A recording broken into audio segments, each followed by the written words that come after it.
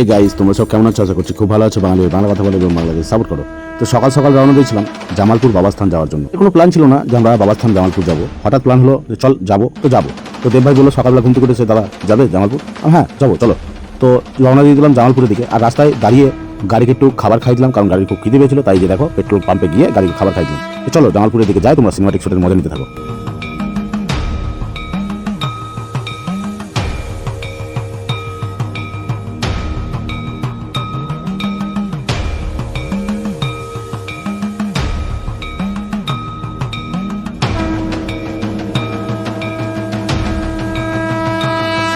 তো প্রাকৃতিক দৃশ্য দেখতে দেখতে প্রায় পৌঁছে গেছি বাবার মন্দিরের কাছে।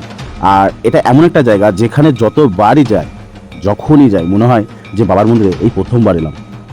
এত সুন্দর একটা জায়গা যেখানে গেলে তোমার পুরনো চিন্তা ভাবনা, মনের অশান্তি, ঝুট ঝামেলা সব কিছু দূরে ফেলে দিয়ে নিজের মনটা ঠান্ডা হয়ে যায়।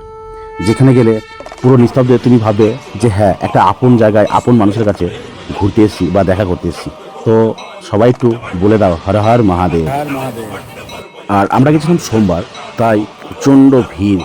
আর চারিদিক থেকে এত লোকের লোকাকার, মানে ধারণার বাইরে।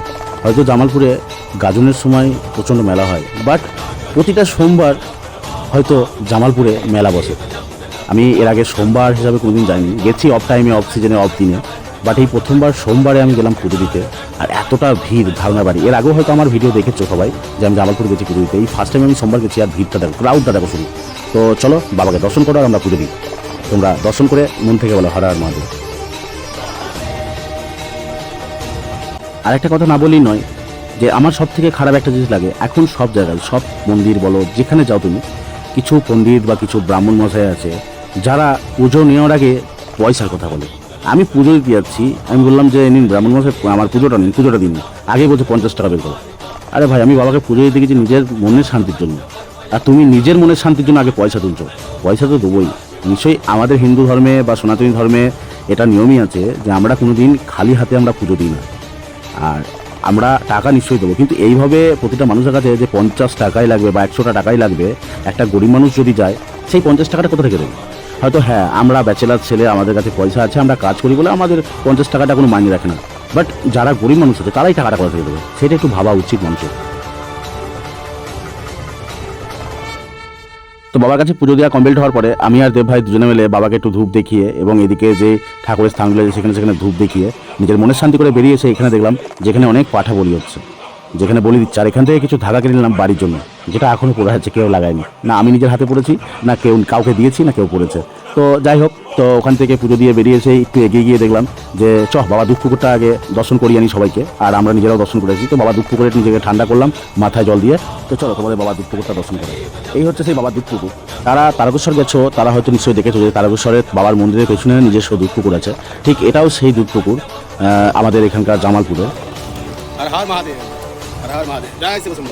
তো সবাই জানো যে ওখানেও প্রতিটা মানুষ জল ঢালার পরে সেই পুকুরে গিয়ে স্নান করে নিজের পুণ্য কামিয়ে তারপর বাড়ি আসে। ঠিক এটাও তাই, এখানেও প্রতিটা মানুষ নিজের জীবনের পাপ ধোয়ার জন্য স্নান করে বা নিজেকে শুদ্ধ করে।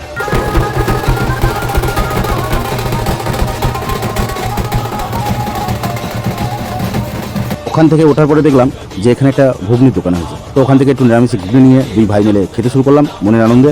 তারপরে একটা মহাদেবের গলার চেন কিনে নিলাম। আর তারপরে দেখা হয়ে গেল এক তাসাওয়ালার সঙ্গে, খুব জনপ্রিয় এক তাসাওয়ালা। দেখো কত সুন্দর বাজাচ্ছে, এটা আমার ঠিক মনে পড়ছে না, বাট লোকাল তাসা, নবদ্বীপের তাসা।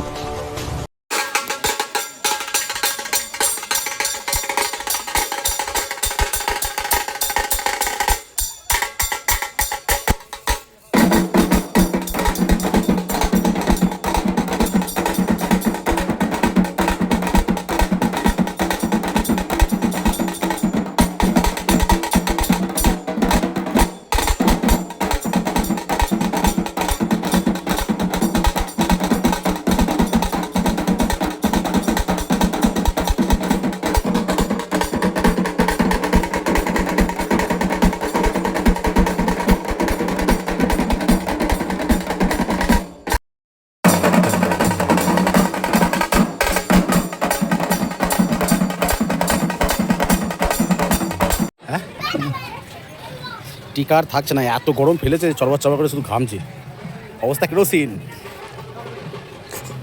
ভিডিওটা কেমন হয়েছে একটু প্লিজ কমেন্ট করে জানিও। ভিডিওটা ভালো লাগলে একটা লাইক করে দিও আর পাশে থেকে একটু সাপোর্ট করো। Tata, bye bye.